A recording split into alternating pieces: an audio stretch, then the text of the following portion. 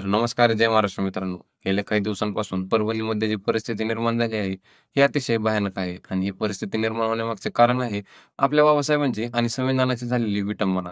आता ही विटंबना करणाऱ्या हरामखोराला जनतेने बरोबर धडा शिकवला आहे आणि त्याची चूक ही पद्धतशीरपणे त्याच्यासमोर आणून दिली आहे. जसे की तुम्ही व्हिडिओमध्ये बघू शकता.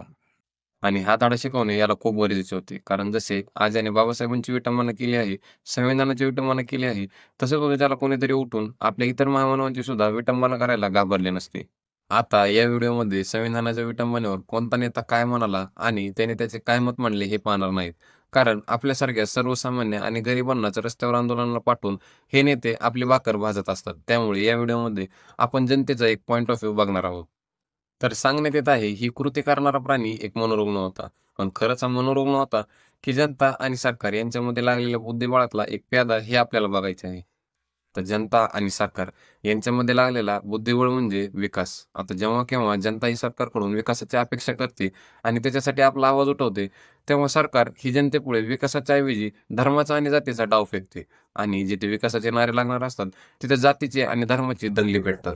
आता जर परभणीचाच विचार केला, तर परभणीमध्ये संविधानाची विटंबना करणाऱ्याला जनतेने पद्धतशीर आणि व्यवस्थित धडा शिकवला आहे, जसे की आपण बघू शकता. पण जनता ही इथंच थांबली नाही, तर जनतेने संपूर्ण परभणी पेटवून टाकली.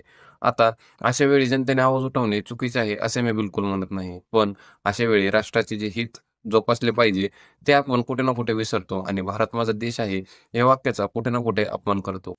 कारण अशा वेळी जे काही नुकसान आणि तोडफोड आपण करतो याचा त्रास आपल्यासारख्याच सर्वसामान्य आणि गरिबांना सर्वात जास्त होतो. याचा सुद्धा आपण विचार केला पाहिजे.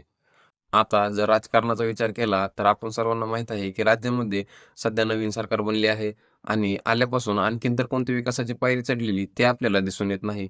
मग शेतकरी, गोरगरीब आणि विद्यार्थी यांनी आपला आवाज उठवायच्या आधीच सरकारने त्यांच्यापुढे हा दंगलीचा डाव तर टाकला नसावा. कारण जनतेच्या मनातून जर विकासाचा प्रश्न काढून टाकायचा असेल, तर त्याचा एकमेव पर्याय म्हणजे त्यांना जात आणि धर्म या 2 गोष्टींमध्येच अडकून ठेवणे. यावर तुम्हाला काय वाटते हे कमेंटमध्ये नक्की सांगा.